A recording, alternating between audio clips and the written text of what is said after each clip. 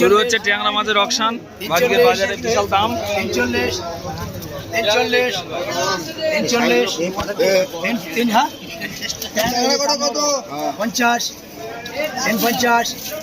50 মাছের দাম চাইলে সব বলে যে দাম করা বেশি। ভিডিও করো। 50 প্রকাশ্যে অকশন লাইভ।